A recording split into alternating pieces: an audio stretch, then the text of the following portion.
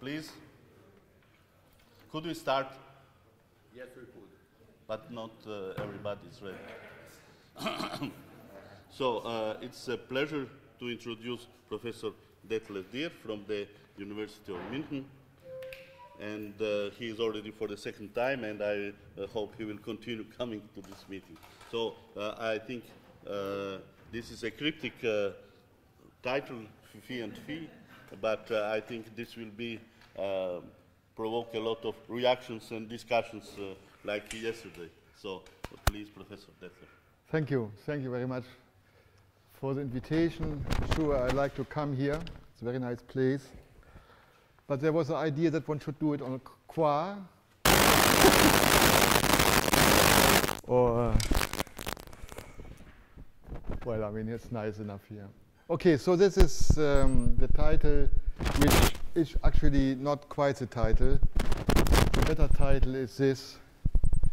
And you will understand soon enough what this is about. So I don't have much to say on philosophy. That's Tim's part and all the other people there. I will say something more on the physics. Let's start with a quote, just to get the first person upset. It's a quote from Merman in Physics Today. Albert Einstein famously asked whether a wave function could be collapsed by the observations of a mouse. Bell expanded on that, asking whether the wave function of the world awaited the appearance of a physicist with a PhD before collapsing. The cubist answers both questions with no. A mouse lacks the mental facility to use quantum mechanics to update its state assignments on the basis of its subsequent experience. But these days, even an undergraduate can easily learn enough quantum mechanics to do just that. Okay. That is quantum Bayesianism, QB. In other words, Merman's mouse can be in a superposition of a normal and a supermouse if upon decay of the atom, the mouse gets a super pill for super strength. It just lacks the education to update its state. So that's a Schrödinger cat adaptation to a mouse with super pill. And if you are a bachelor in economics, of course, you can't do that.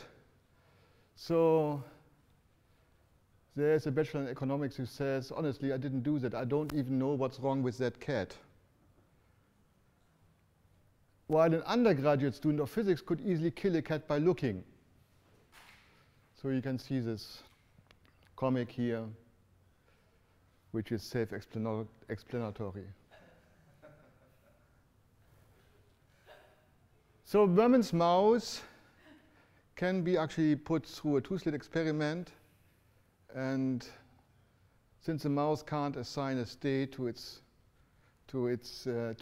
can assign its true state or whatever you would call it, it's in a superposition. While if you're a bachelor in physics, you of course know where you are, and so no interference is possible. And the question is, what is this all about, actually? And it's all about the measurement problem. It's about the fact that the wave function of an n-particle system in physical, which are particles in physical space on R3, this wave function lives not on physical space, it lives on a configuration space of all the particles. This is called entanglement. So the wave function is a function of all the positions of all the particles. And this entanglement is something we have to live with. It's not that we can somehow escape that. It's everywhere. It's around us. Psi is normally entangled. And then the question is there a little psi, a wave function for a subsystem of a large system? The little wave function. So is there a way that we can assign a wave function small psi from the enormous wave function of, let's say, the universe, or if you want to have it smaller, of a larger system, okay? And these things, these questions are burning, for example, in measurement experiments, where you have a system wave function and an apparatus wave function, and both get entangled through the Schrödinger evolution of system and apparatus, something of that kind. And on the right-hand side, after the Schrödinger evolution has taken place, we have a superposition of not a product state, it's a manifestly entangled wave function. May I? Yes? Well, this is done in molecules with Born-Oppenheimer approximation. Yes? It's, you have a wave function for the whole molecule. Yes. And then you separate nuclear from electron, and you do all calculation for the electron. Yes. That is, that is basically, that expansion. It's done routinely. Yes. Yeah, well, that's only to say when you said if you can define a wave function for subsystem. Yes. Electrons are subsystem Yes. of molecule. Yeah, the question is when can you do that, under which condition? Not if this is a wave function, you can't do that. Well, it's done. Well, it is coordinates of nuclei are parameters. So it is So there are certain situations. Y. Yeah, there are certain situations where maybe you just use one of those terms by some undefined argument, or actually it turns out that to a good approximation this entangled state is a product state. But if this is a state, you can't do that, what you are saying. So in the Born-Oppenheimer, you have slow degrees of freedom that you can which you treat classically, let's say. So you redefine the problem in a way. But this is different from what I'm, yes? I would say even in a molecule, if you have the same energy levels, you again get that. You don't get that separation of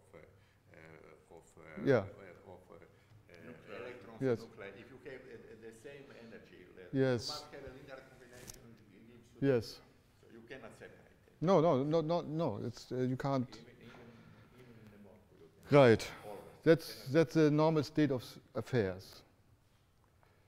So the question is, what is the wave function of the system after the measurement? Can you somehow define the wave function for the system after the measurement has taken place, out of this entangled state? And people normally do it by collapsing. So what justifies the collapse of the wave function is the same question. And a more philosophical question, which has to do with justifying the collapse, is what has the abstract wave function, which lives on configuration space, on a high-dimensional space, to do with our experience of a three-dimensional world? So what is this little wave function? How can we get hands on a little wave function? First option is the cubist says the wave function has nothing to do with the physical behavior of matter. I see that the apparatus shows value alpha.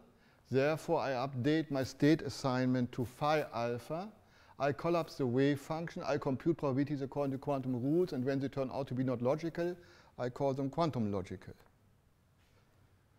Second option, our human brain is too small to describe what's really going on, so we better side with option 1.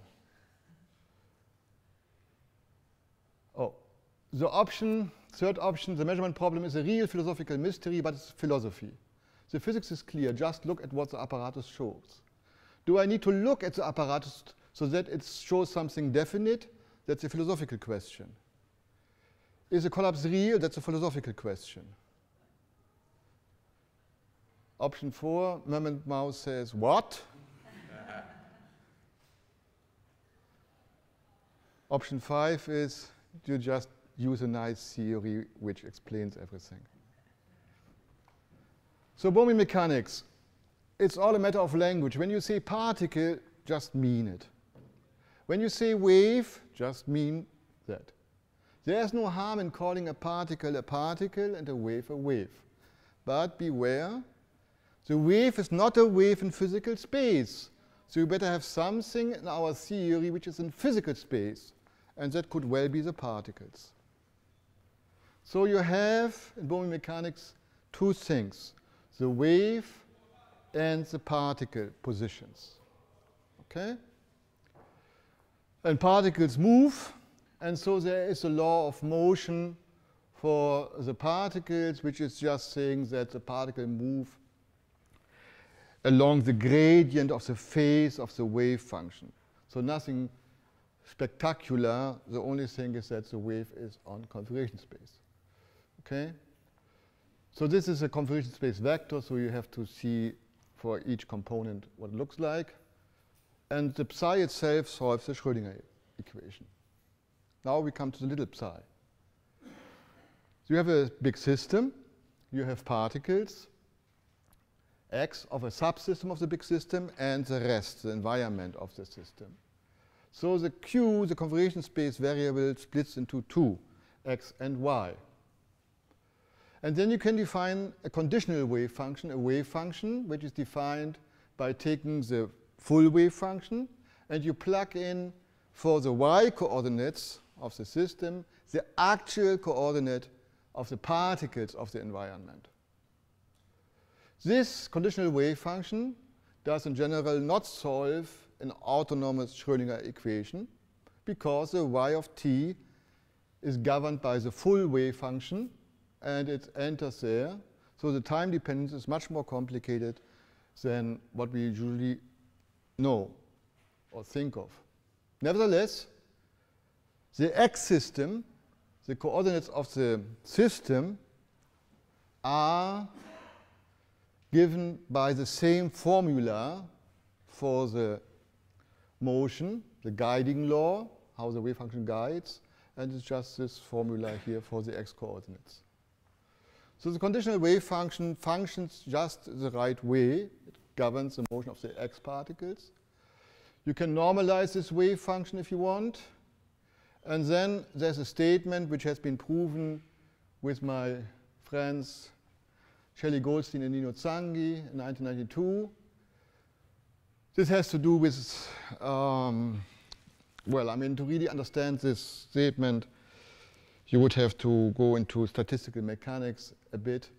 But if the statement is something of the kind, in typical Bohmian universes, where typicality is with respect to some measure on configuration space, in typical Bohmian universes, in ensembles of subsystem having all conditional wave function psi y, the conditional empirical distribution of x is given by this Born formula, so to speak, for the conditional wave function. This has been proven, and that's basically all you need to know to analyze now physical situations of interest.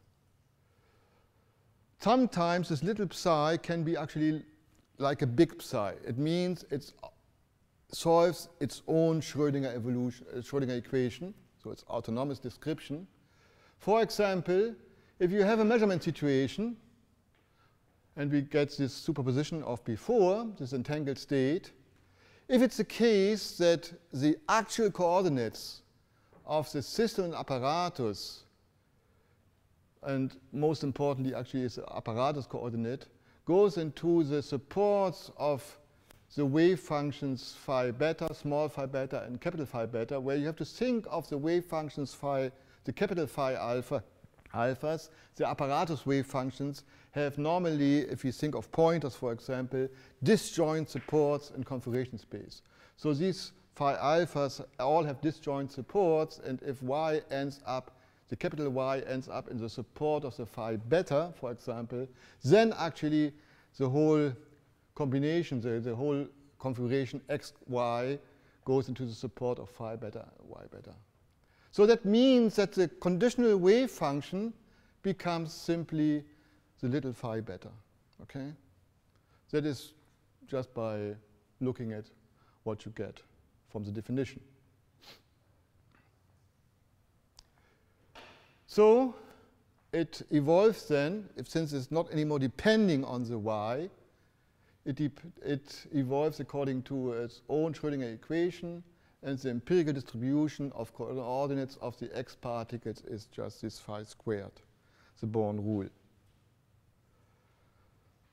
Phi is for all practical purposes the wave function then of the system. That's what we are used to say, and it's what in physics is called the collapse wave function in this situation.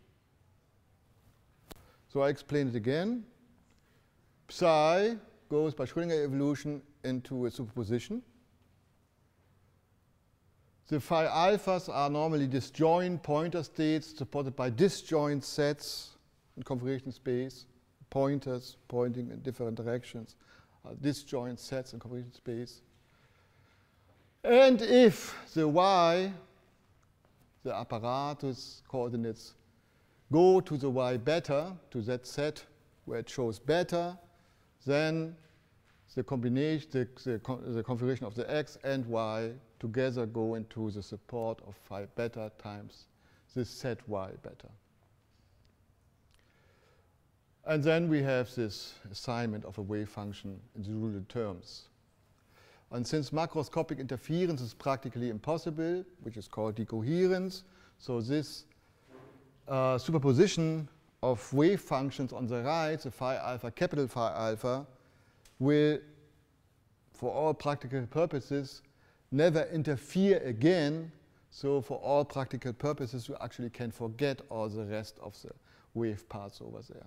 So if the capital Y ends up in the Y beta, then for all practical purposes, you can just forget about the other parts of the wave functions in this superposition.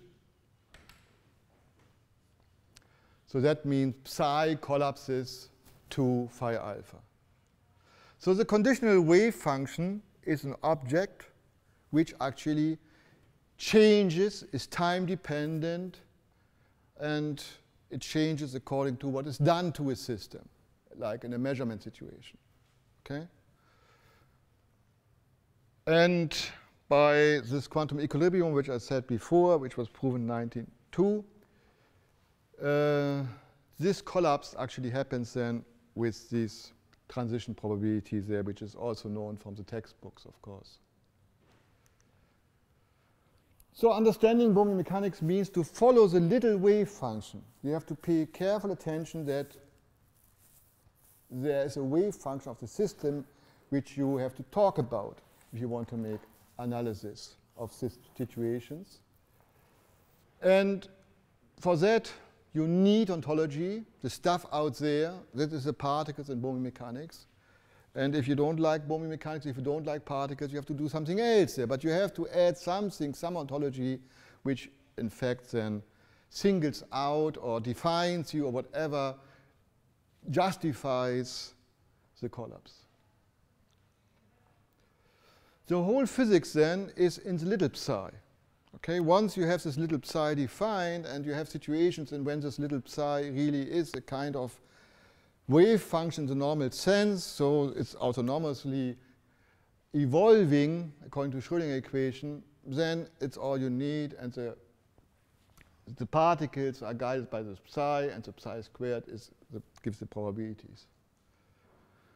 For example, if you have a two-slit experiment, then you can see the trajectories through the two slits. So this is always one, if you make the experiment, always one of these trajectories is realized. One particle going through a double slit. Always one of those is realized, and you see that these particles, the trajectories end here with a frequency which is When you say experiment, you mean computer experiment? No, this is a true experiment. What? That's a weak measurement of these trajectories through double slit. It's an experiment. But experiment doesn't give you exactly this line. Well, I mean, that's what I just said here. It gives you these lines. That's what they do. No, you infer this line from your mathematical apparatus, but you don't measure the position of the particle on each point of that line. Well, it's not a measurement in the sense of an ideal measurement of position. It's not a von Neumann measurement in that sense. It's a weak measurement. It's a notion, it's a kind of generalized notion of measurements, but what you actually do is you measure the phase of the wave function at each distance here. Okay, you get the velocity vector field, and then you see that these lines come out of these measurements of the velocity vector fields. But you can look it up. I mean, it's a famous paper, which you can just look up and see. So that's a true experiment, yeah. It's experimental data. Excuse me? Yes? What did you mean by generalized experiment? It's a weak measurement. It's a measurement in which you do not disturb. I mean, it consists, it's a bit more complicated than a normal measurement, but you just don't disturb, let's say, the wave function much when you measure. So it's a weak measurement. Are you sure that it's just a nice phrase to draw this kind of picture? No, it's not. It's an experiment. It's Right? You have some trigger there, it clicks, and it gives you some point in your face. yeah, right. If you do that, then you disturb the wave function very much, and you wouldn't get this picture. So you have to make a measurement which doesn't disturb the wave function too much. This is called a weak measurement. So it's a phrase, actually, right? It is what? It is phrase, nice phrase to No, it's a weak measurement. Oh, okay. People do something there. They put apparatuses there, they do things there, and they get this picture. So it's not a phrase, it's something which you do with a screwdriver and apparatuses. Okay, but if you compute the trajectories, the picture looks like just like that. That's true. So it's what you would actually get. Now, in quantum physics, people are used to talk about observables, operators. And it's nice to understand how in such a complete theory like Bohmian mechanics is, you actually get the observables. What is the role of the observables? Okay? And this is just a very short remark, which I don't think you will get in a few minutes, but you can think about it then, and I mean, it becomes clearer.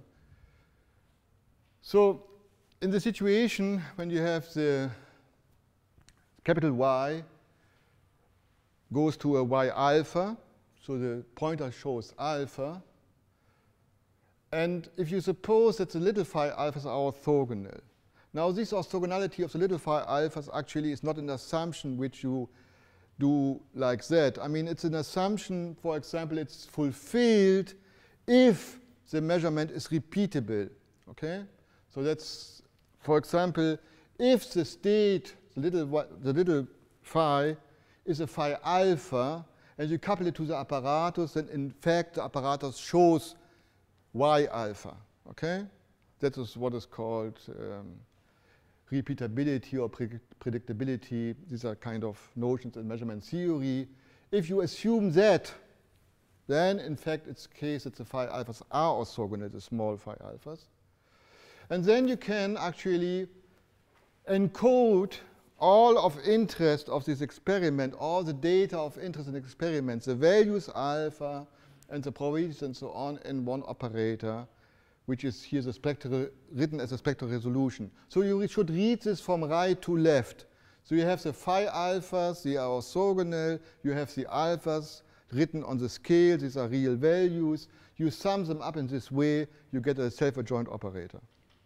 That's the way you can encode the experimental data. But note that this association of an operator with the measurement there makes no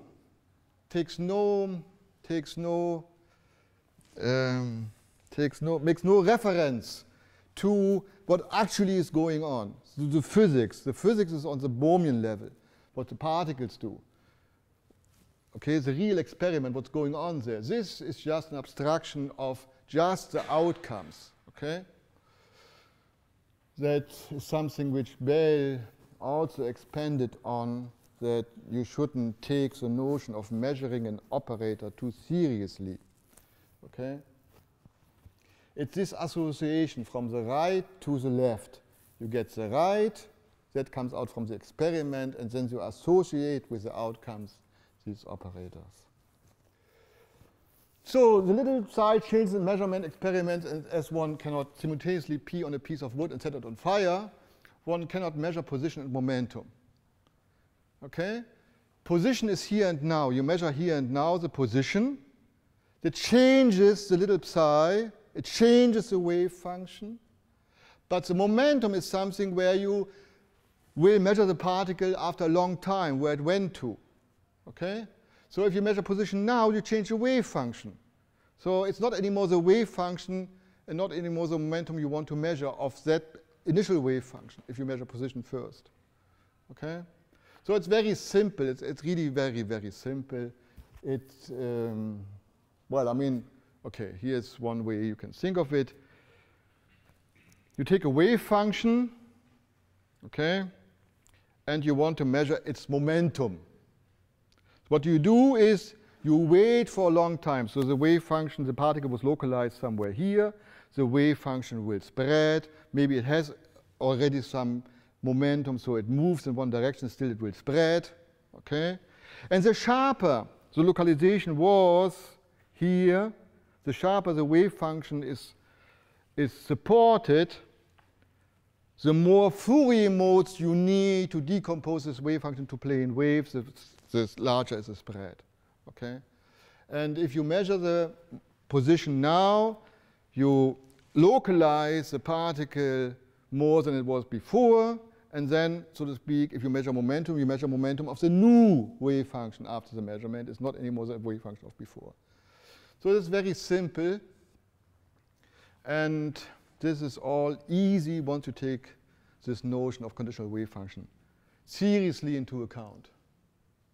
So the more or less operators don't commute. More generally, actually, this is a very idealized situation which I described there. If you look at a general, not idealized situation, then this association of data with operators is not anymore possible. So actually, what you should focus on the right, you have this projectors phi alpha, and this is called a projection valued measure because you compute probabilities from that. In more general terms, you don't get a projection valued measure, you get a positive operator valued measure. Something which nowadays is kind of completely standard, let's say in quantum information theory at least. It's a standard way. So in general, observables, the operators, have nothing to do with properties of stuff. It's just mathematics. Okay? And, well, I mean, you can easily, so to speak, get yourself involved in thinking about what observables tell you about the physics and so on. But these observables, since they are just mathematical objects and their association to experiment is a very, very, very mild one, very, very mild one, you can understand that there's lots of confusion possible then. Okay, now I told you a story. Let me go back, doesn't work anymore.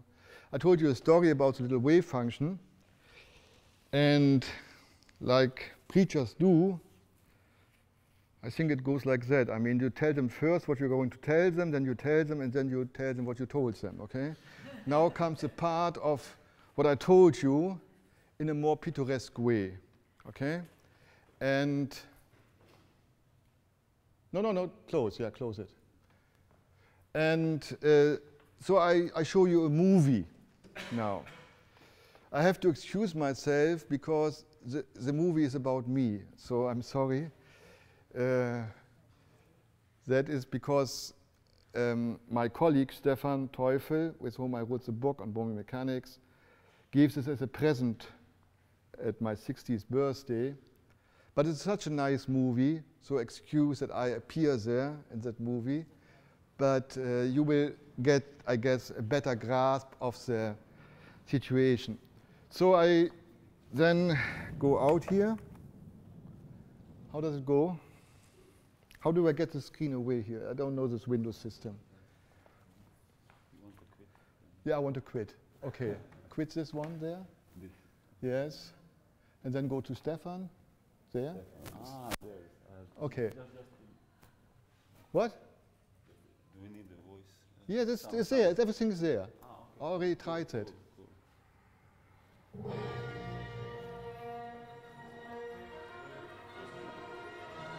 What?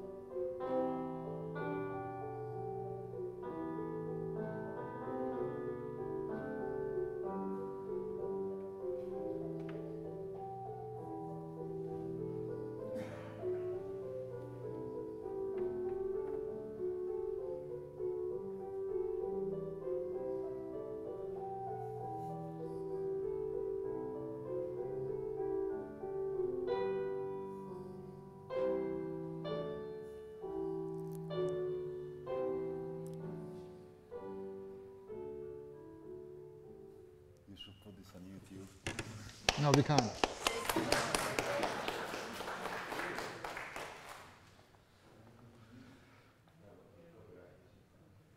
That's it.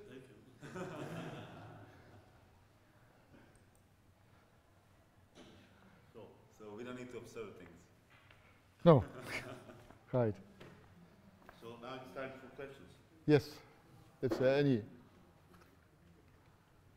Maybe we'll take Mike.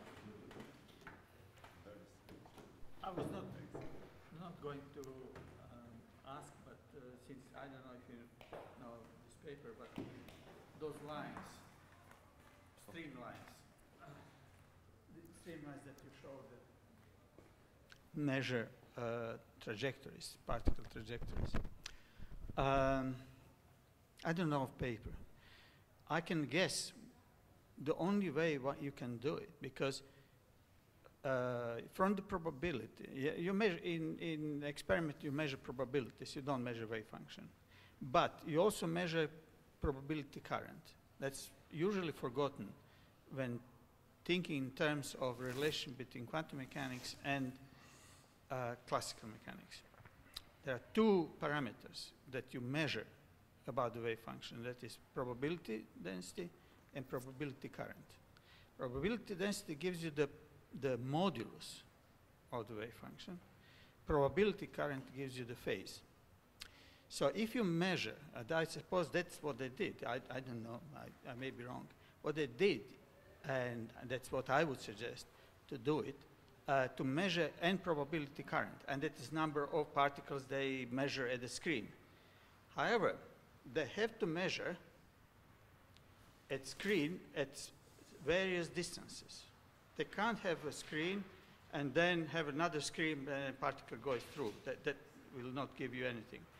But you have a screen at certain distance, you measure probability density, probability current. You move the screen, probability density, probability current for the same. And in this position of the screen, you measure both probability density and probability current. You obtain the wave function, and then from the iconal here, or from this, you obtain these trajectories. That is what I agree, but you measure, in fact, the phase or the wavefront or the iconals of the wave function. You can call them trajectories, yes. These are not trajectories, essentially, but the phase of the wave function. That is, if somebody would ask me to suggest experiments to measure wave function, not trajectories. This is the measurement of the phase of the wave function, not the trajectories. That's correct. Absolutely correct. Oh, They measure the phase. That's right. So these are not trajectories, okay, or particles. Well, I mean, you measure the phase, when you measure the phase, you know the velocity field, and then you just see the velocity fields. So you measure so to speak, the current lines, if you want, the quantum flux lines. That's right. And that is the Bohmian trajectories.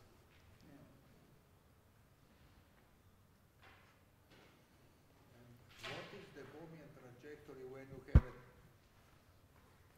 when you have a tunnel effect? How does particle go through the, so to say, forbidden region? Well, I mean, the wave guides the particle. There's an equation of motion for the particle evolution, which I showed you as a phase, so to speak. I mean, just gradient of the phase, takes the gradient of the phase. And if the wave comes, let's say, to a potential barrier, then the wave splits into two parts. One part gets rejected, the other part goes through. And if the particle, the Bohmian particle, is inside the support of that wave which goes through, it goes through with the wave through the barrier. But then it must be at some point in the barrier. Oh, yes. But the barrier is a potential. It's forbidden to be in the barrier. Who forbids that? Energy requirement, because the particle has less energy than the height of the particle barrier. Yeah, you see, I mean, it has less yeah, energy that's than true. the height of the barrier. So you break the conservation of energy law, or whatever, For what? for the particle. But the particle is guided by the wave. So it's not anymore classical mechanics.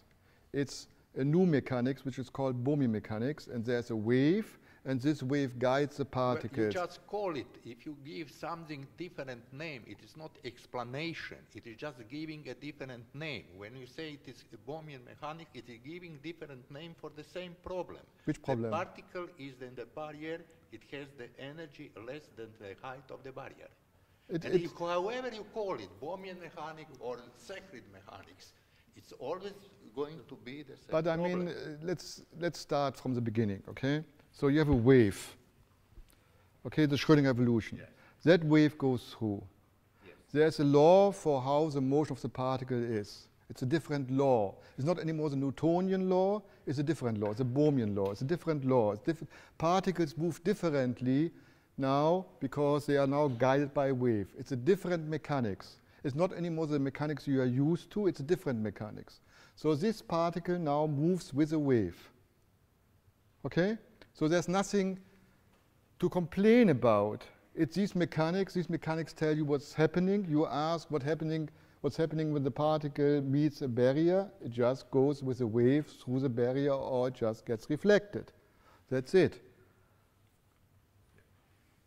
I agree it's different mechanics, but that different mechanics is called quantum mechanics. And according to the quantum mechanics, particle is never inside because you have a different mechanics, this Bohmian.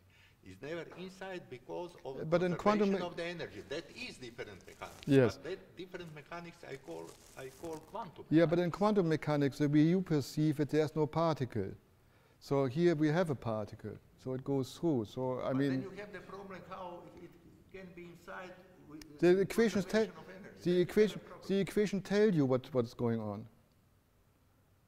So I mean, it's like that. You see, I mean, there's a new mechanics. Oh, how can we say it? May I maybe? No, I mean it's such a simple point, but still, I mean, it's kind of. But it's some philosophical point. No, it's not a philosophical point. In a way, yes. No, because these are what are the principles you have to follow, and so The principles? Yeah, it's although you claim it's not philosophical, it is a point that something you accept or you do not accept, and you have some strong reasons to do it, and so. Wait. Can I still? Yes. Okay, so the principles here is just giving the law for the motion of particles. Okay, so that's the principle. You have you have particles which move, and I give you the law. You can look at the law, you can see what's going on. Okay, so now you can complain with the law because you have some a priori principles which must be satisfied by any physical theory. What are those principles? That's the question. What are those principles? So. I mean, maybe it'll help because it helped me to think of it this way. This is something Shelley Goldstein told me a long time ago. I'm going to make up a world. It has some particles in it. It has a wave in it. You have an equation for how they behave. They're just well-defined differential equations. That's a theory of something. This is just what helped me.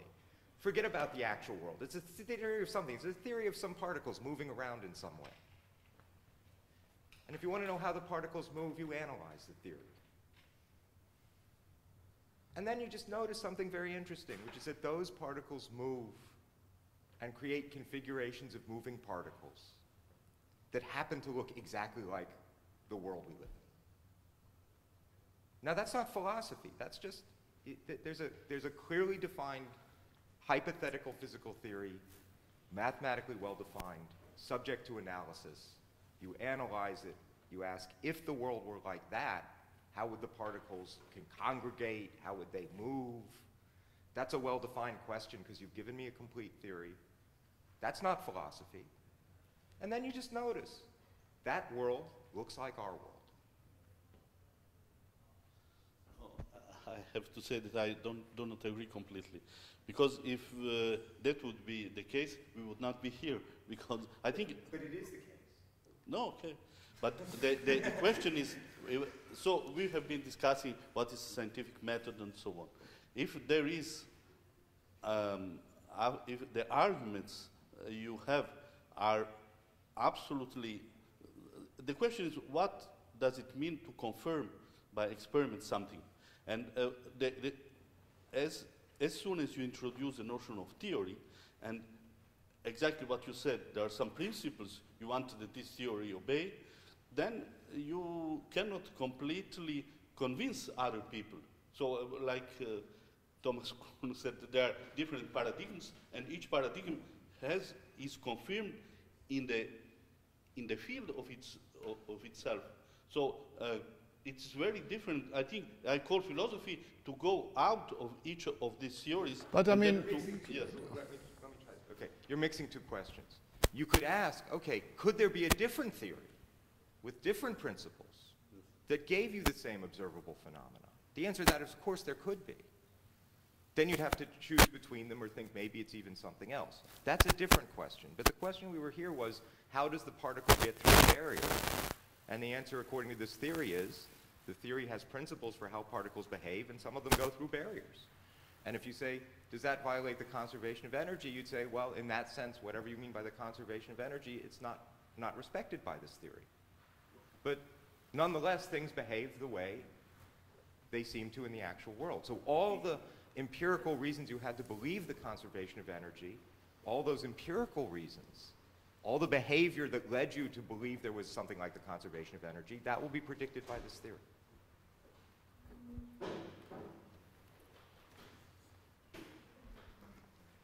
I would say that, so to say, psychological reason for the creation of Bohmian mechanics was to put a much more, how to say, comprehensive picture what happens to the particle than classical quantum theory. That's really was the real, in a way, Bohm reason how he created it. But after it was experimentally proven that you have non-local interactions, that reason is lost. Because even you have, again, the problem how to explain understandably how come the particle is influenced by something which is very, very far from it immediately. You have, again, Bohm, when he created his theory, he did not have that problem. That problem was later shown to be true by experiments. well, where do I start? First of all, I apologize. I mean, I must have made a very bad job with this lecture. Because in this lecture, the point was not that we try to create something like a classical world or more classical or whatever. The question was, how do I justify the collapse of the wave function? How do I get away with the measurement problem? Okay? This is one way how you can do it. There are other ways. I agree. That was very good explanation. That was good. So, okay. There are other ways how you can do that, but this is the Bohmian way how you can do it. Okay. The second thing is that I mean, historically, Bohmian mechanics was suggested in 1927 by de Broglie, and he was not taken seriously. The reason he was not taken seriously is because the suggestion which de Broglie did and which Bohm did is that the motion is non-local. Okay? So non-locality in that sense is a prediction of Bohmian mechanics. And Bell, when he wrote his paper in '64, asked the question, I mean, he observed the manifest non-locality of Bohmian mechanics, and he asked the question whether this is by necessity so, because, I mean, nature is like that, or it's different. Can we have a local theory? And the answer is no. So Bohmian mechanics is just, how Shelley Goldstein would say it, what the doctor ordered. It's exactly that what you want. It's exactly a non-local theory which accounts for the non-local facts. It's non-local because the wave function which defines the law of motion of the particles is on configuration space, is not on physical space. So, I agree with you. okay. Yeah.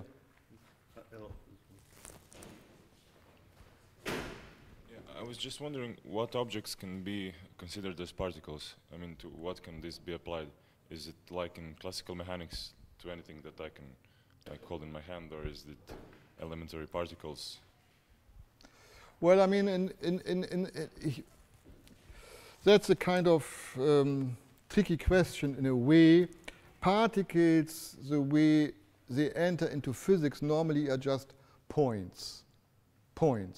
And then there's a law how the points move. And within this law, there are parameters like charge or mass and so on. Okay? So you could think of particles as just being points which move according to a certain law.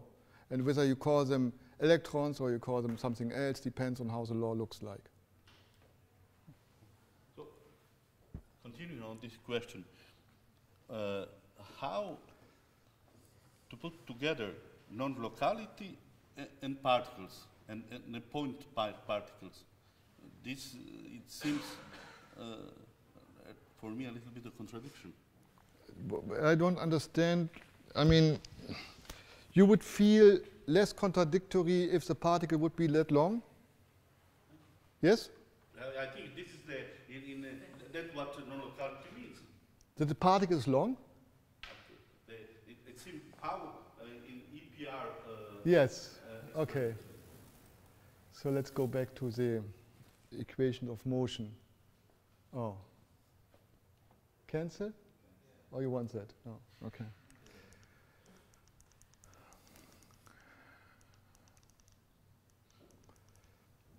Okay. Aha, here we are. You see, you have on the left-hand side, you have the configuration of the particles. Okay? And this is a derivative with respect to time. So you think of this as a vector q1 up to qn. Okay? So every position of the position of the case particle, there's a dqk of t here, which is given by the gradient with respect to k, okay, of that wave function here. But that wave function here depends on all the coordinates of all the other particles. Okay? So what the particle n at time t does, so to speak, influences the motion of the particle, the case particle at that time. So if the particles are very far from each other, as long as the wave function is supported on that far away distance, like in EPR, you have a wave function consisting of two parts, but it's an entangled wave function. It's one wave function for two particles, but this has two parts, two bumps. One goes to the left, one goes to the right. Okay? And then what the particle does over here influences what goes on over there. So the wave function is the non-local agent in that theory. It's a wave function which is a non-local agent. But the most important point is that if you put a screen on the right and a screen on the left, you see a dot over there and a dot over there. The question is, how does this dot come about? That's the question. Okay? How does a dot come about? Should it be absolute value or just psi? Psi, it's a phase. Yes, just a phase. It's a phase. The logarithm of psi is just the phase. So it's the gradient of the phase. Yes, because logarithm, okay.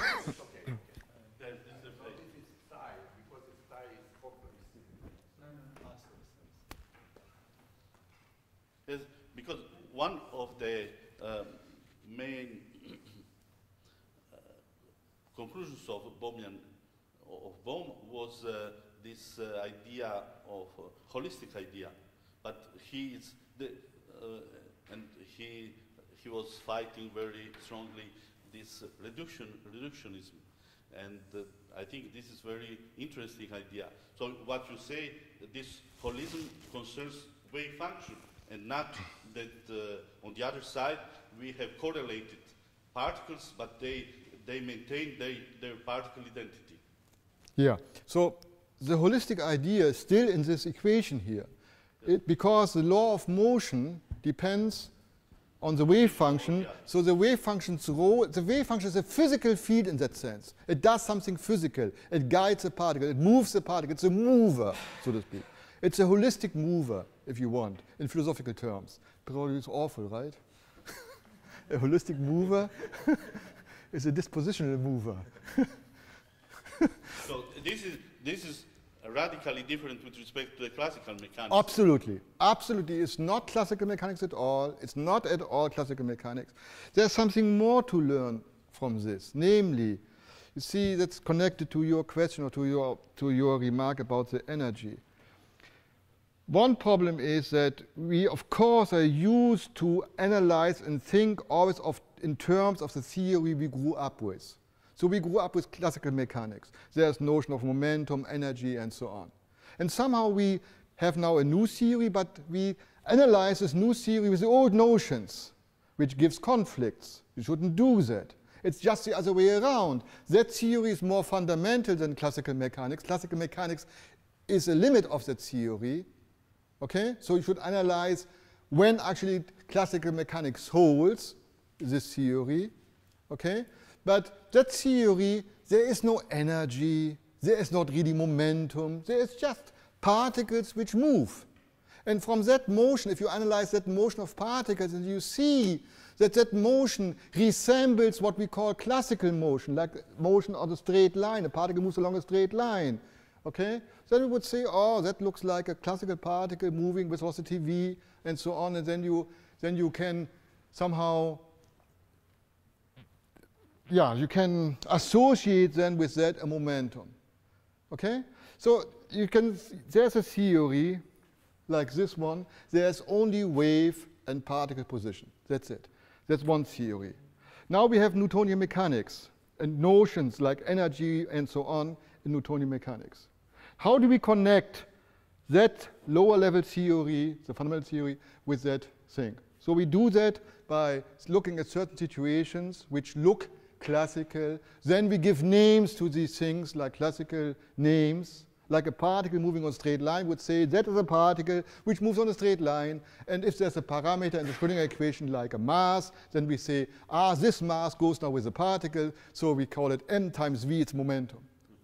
Correspondence principle. In a way, it's a correspondence principle. But I mean, it's something which is not so unfamiliar in a way.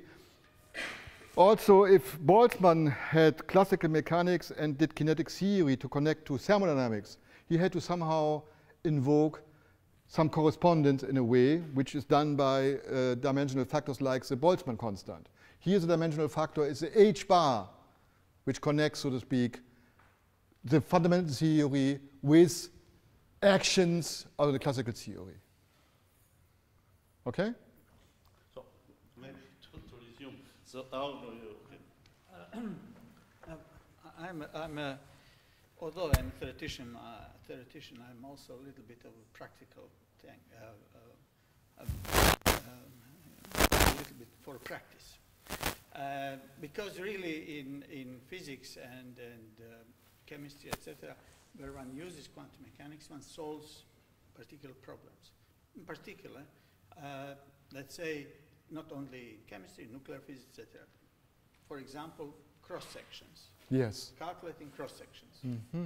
In what way Bohmian mechanics could help calculating? Because one of the really considerable problems to solve in quantum mechanics is reactive collision of atom-to-atom molecule with the exchange of atoms. Now that's really considerable. Purely classical mechanics. You can program calculating cross-sections in 1 hour, okay? As compared to years for quantum. Okay, classical mechanics will not give you unreasonable results, okay? Because really it will not give you interference effects, but I mean, really... But in cross-section, you rarely have that. In cross-section, you get reasonable cross-sections.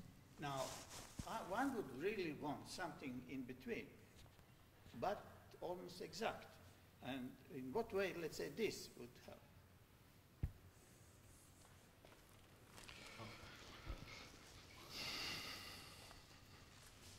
Because it's just doing very fundamental, understanding of quantum mechanics on, well, what are relatively simple problems. I mean, these are trivial problems. Not conceptually, but let's say technically. it's, you know, you would want that by studying and analyzing conceptual problems, you would like to find a way of doing it perhaps more efficiently.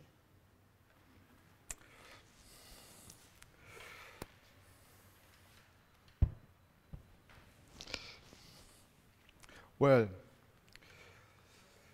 concerning cross-sections, of course, Bohmian mechanics somehow is a beautiful theory to actually define cross-sections, because you have particles. And what you do in scattering theory is essentially you focus on the asymptotics of particles' trajectories. Okay.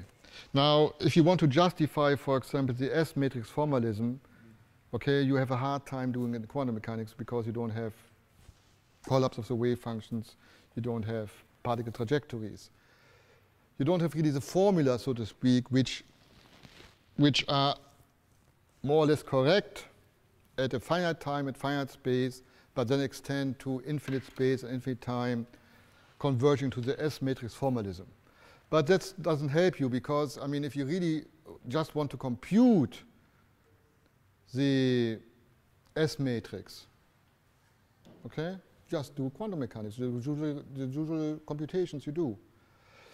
Bohmian mechanics doesn't help you in that respect. Sometimes, I mean, if people do numerics with wave functions, it sometimes helps to have, let's say, for the numerics, to have a good grid on which you can do the solution of the Schrödinger equation.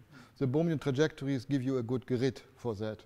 So people do that. I mean, so there's a kind of a simpler way of numerically computing wave functions from a Bohmian perspective.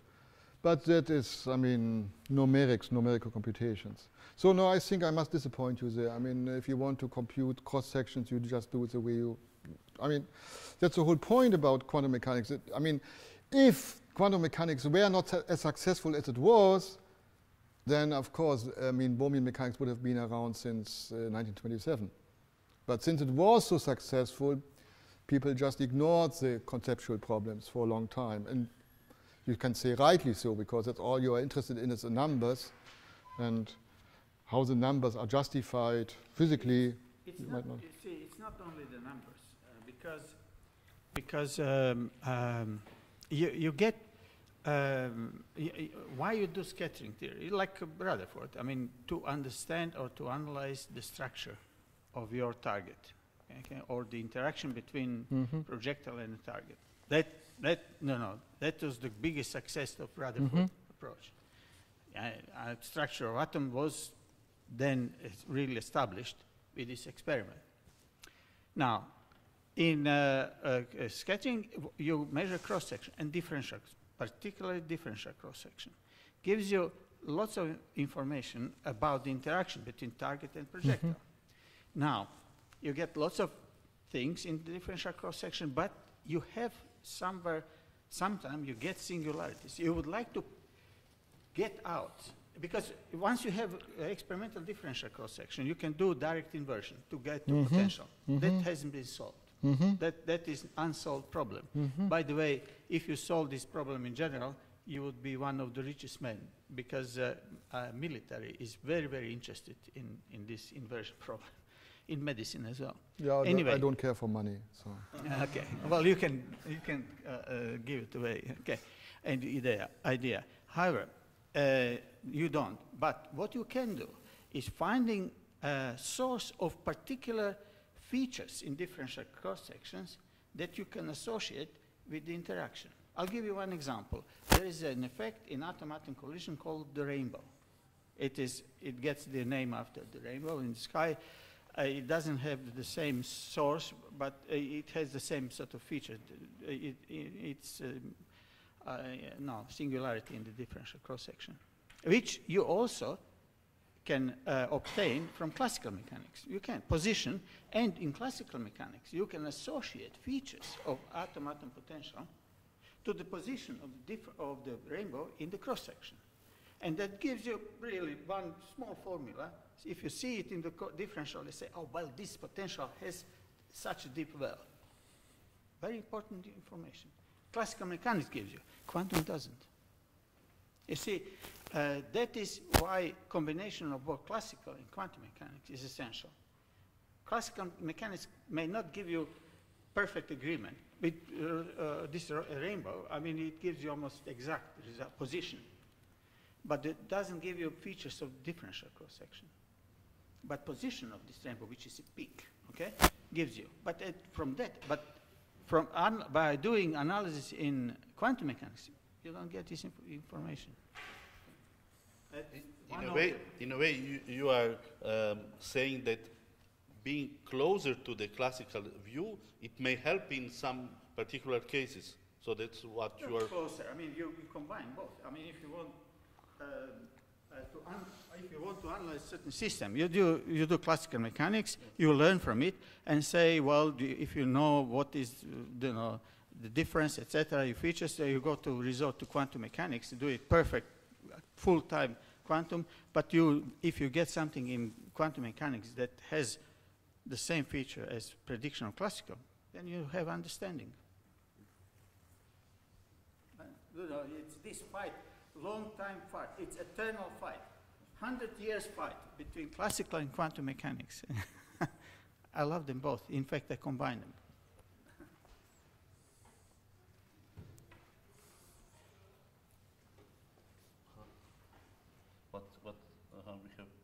We have more time, but is there more discussion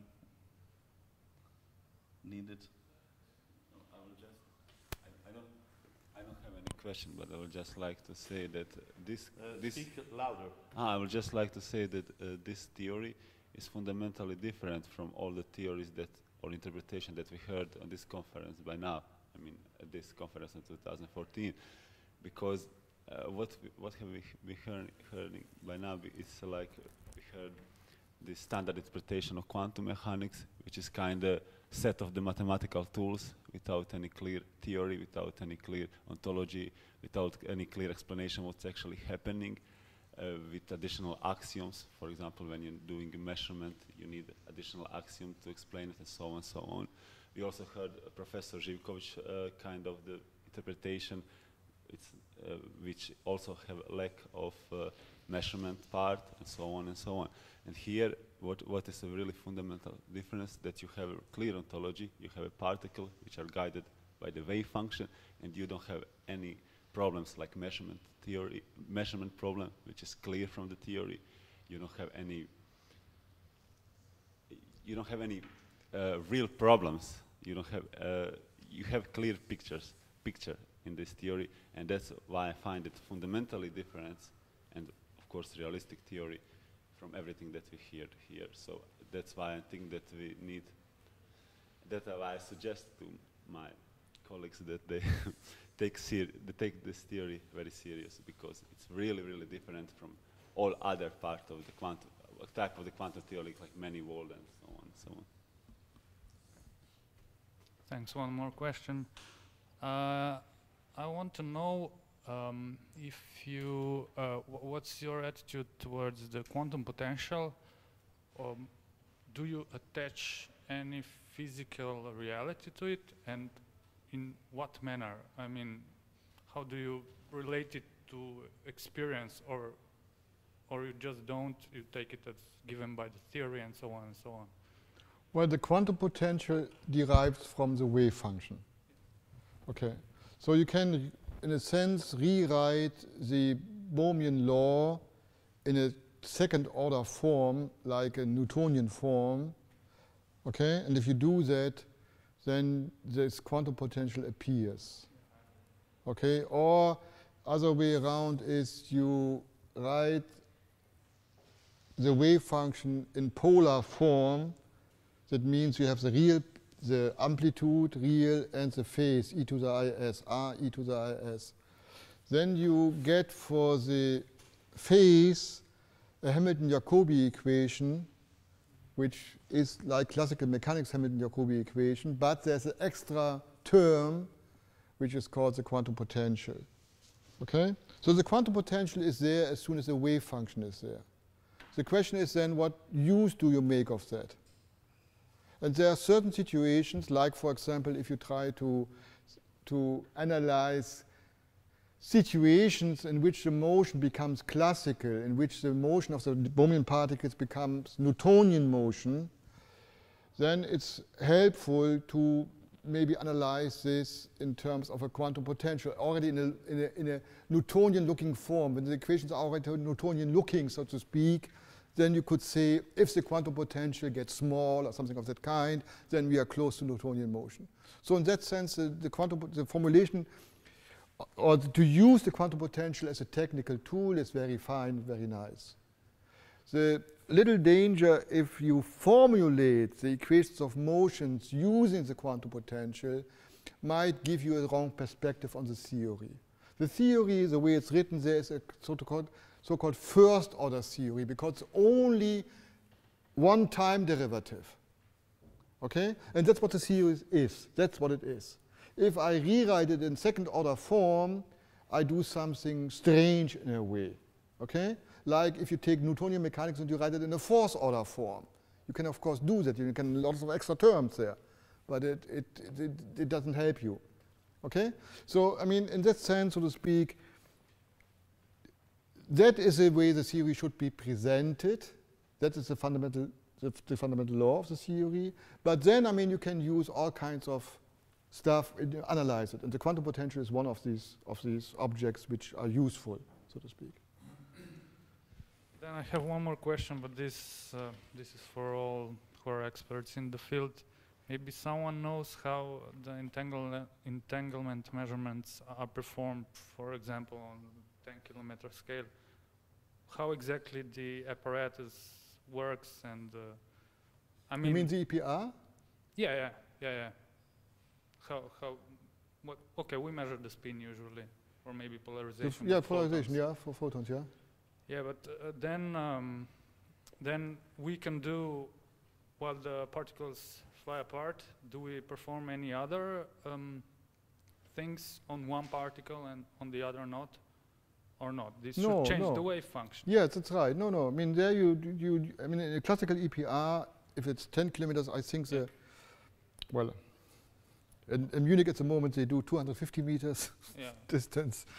And they have just, I mean, the photons, and you have the wire through which the photons go, this light, what's it called? Lichtleiter, how do you call them? Optical fibers? Optical fiber, yeah. So you have optical fibers, okay? And you let the photons run through the optical fibers. It is kind of known that the optical fibers, this transport through optical fibers doesn't change the wave function much. So entanglement is not disturbed by going through the optical fibers. And at the end, you have classical polarization experiments. You have just a polarizer there and one over there. Okay, but what it means to be entangled, that's what...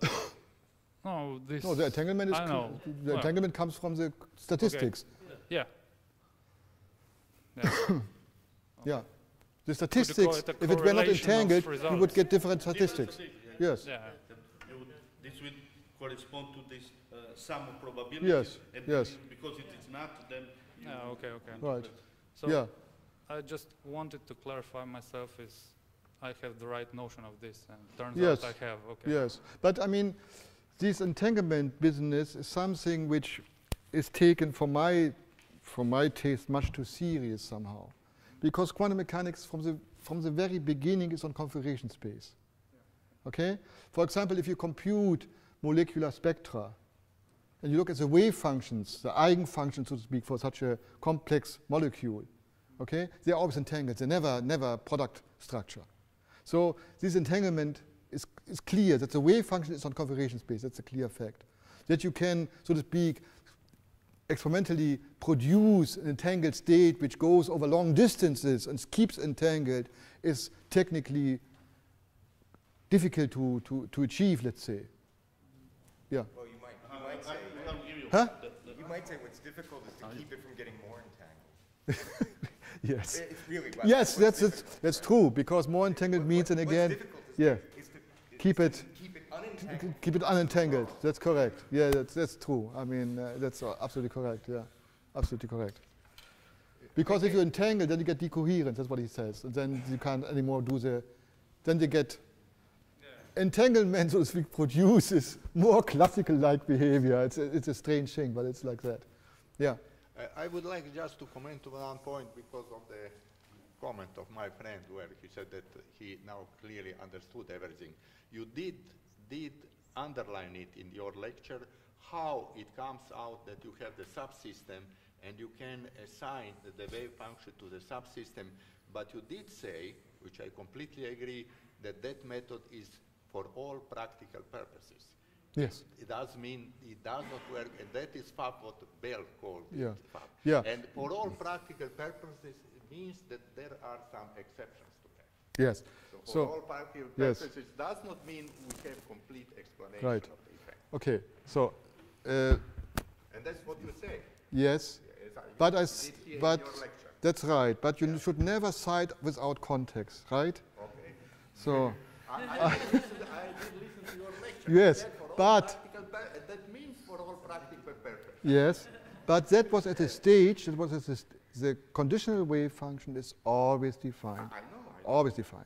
If you have a situation in which you get a kind of effective description, like in a measurement situation, when the pointer points towards one value, then in fact this conditional wave function becomes an autonomous wave function, something which is guided by. I agree with you. I completely understood okay, your okay, and so it's for all practical.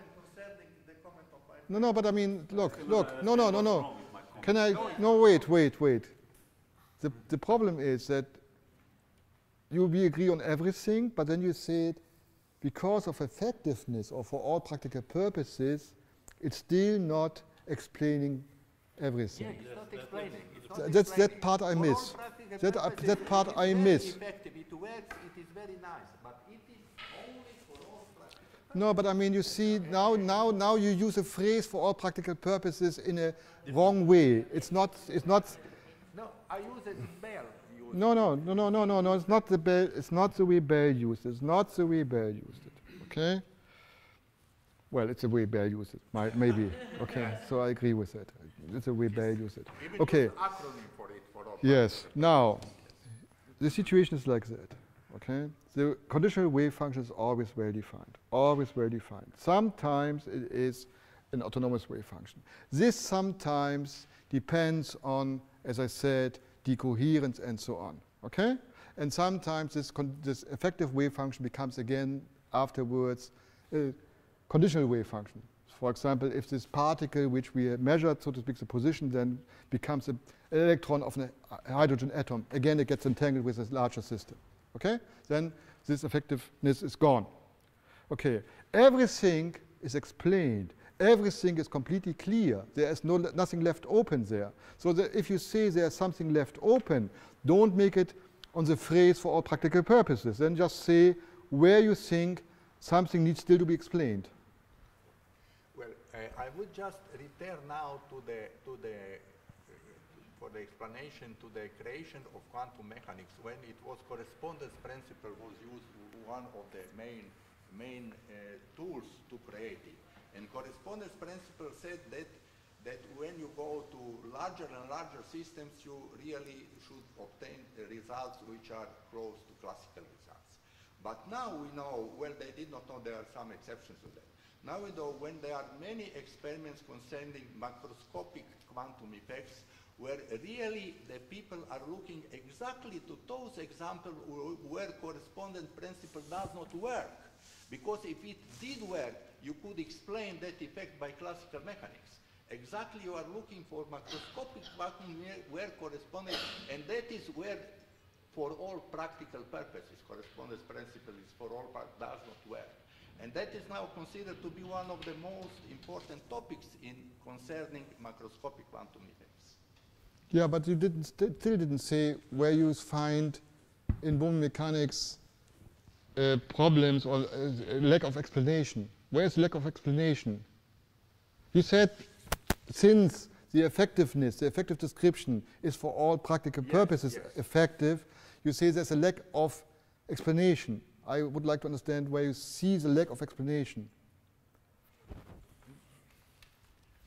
Well, when you said that you should not so strictly consider those so to say, classical notions like conservation of energy and so on, which, when I asked you concerning the barrier then do you claim that in Bohmian mechanics the conservation of energy does not hold? If you mean by conservation of energy, the classical conservation of energy, for particles, it does not hold. Okay. So what does it mean in non-classical then conservation It's of this law there. The particles move according to that law. You see, I just made a long speech about not using classical concepts when analyzing a new theory. Now you keep turning back. You keep turning back to that. So what can I do? I mean, you shouldn't do that. You shouldn't analyze a new theory with classical concepts. Let's say like that. You could have said, when Maxwell wrote down his Maxwell equations, you could have said, no, there are no fields. We never saw fields, so there are no fields. Fields shouldn't be in any physical theory. You could do that. Okay? Or fields have energy. You say, no, the fields cannot have any energy. I mean, it's Just one. When you say you should not use a new theory with classical concepts, why are you then analyzing quantum theory with classical concept of a trajectory? That is analyzing new theory with old concepts. Well, I mean... that's exactly what you say you should not do it. No, all I'm using here is an ontology of particles. Now, if you call ontology of particles classical physics, that's just a name you give to it, and of course, I mean, then you can say I analyze it classically. For me, a particle is not a classical object. It's not a classical object. So it's a particle, it's a point which moves. And the law, how the law is a law of motion for how the points move. That decides between classical and non-classical. I don't know if this will help, but maybe it's repeating what I said before about the correspondence principle. So there's one way conceptually you think, what is the point of the correspondence principle? The point is, there's a lot of behavior that was very accurately, not perfectly accurately, but very accurately predicted using classical dynamics. That's just data. That's just facts about the world. Baseballs move a certain way, right? They follow parabolas. It better be, if you're proposing a new fundamental theory, that it accounts for all of the data, all of the phenomena that made people think that classical mechanics was correct. If it didn't do that, it would fail empirically. Does that mean if you're looking at superconducting, rings, that somehow you have to be able to analyze that classically? No, that was not part of the data on which classical mechanics was ever based, right? So the question of the correspondence principle, you shouldn't overstate how much of classical, as it were, classical theory you want to recover. What you want to recover is just the observed behavior on which classical theory rested, because that was observed behavior. And whether the concepts of classical physics can be used to somehow give you good guesses about macroscopic systems in general, well, it depends on what the macroscopic system is, if ultimately the world is quantum mechanical. So Detlef's point is that this theory will cover the whole world. I mean, the theory, if you accept it, is a theory of everything there is. And it'll cover everything, and you should be able to look at the theory, and the theory will tell you in these circumstances things will behave approximately classically, or approximately as classical mechanics would predict, and in some other circumstances they won't, and it better come out right. That's all. You made a mistake. Yes, you said everything. I just recalled, I talked about Rutherford.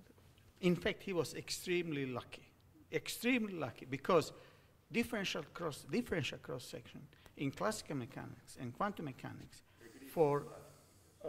they both agree exactly for Coulomb collisions. So he made experiment. Instead of taking gold as a target, he took helium with alpha particles. And he varied the energy. He got agreement. And he published it. But he also made measurement below these energies. And the question is now, why he omitted that? Well, because below this energy, symmetry principle set in for Bose particles, which gives oscillations to the difference, to the total cross-section, or the differential as well. So the question was whether he purposefully omitted, because he didn't know what was going on, and to fit his idea of structural atom. And so, you know, that's a very nice historical account. Mm-hmm. Sorry. Are there some other questions or remarks? So maybe,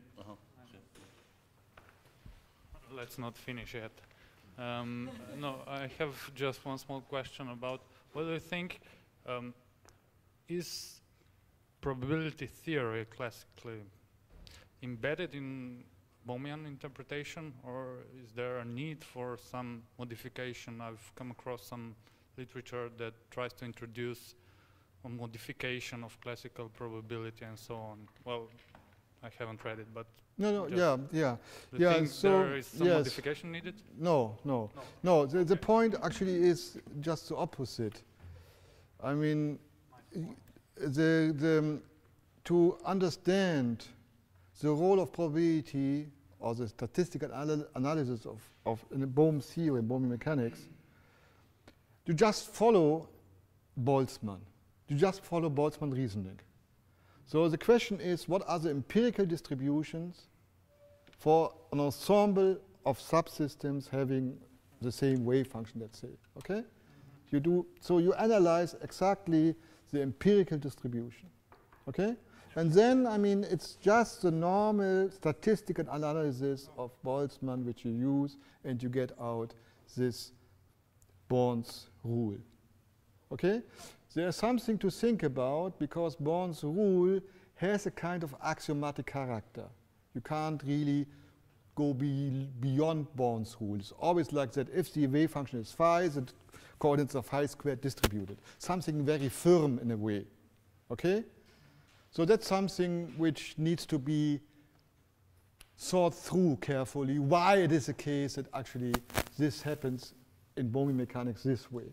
While it is not true in this kind of axiomatic way in classical mechanics. We can have, so to speak, very strange configurations. We can produce very strange configurations of particles. We can produce, let's say, not in this room, but you can in a box, you can push all the atoms on one side of the box, for example. Very special situation, okay? Yeah? okay. Some other questions? So, if not, maybe we can stop here, and we'll take a coffee break, and we will leave a little bit earlier, and in the library, and we will start again at 11:15. But I mean, earlier it's 11 now, no? Or it's not? It's 7 minutes to 11. So oh, it's 7 minutes earlier. So I was too fast. This is what you're saying.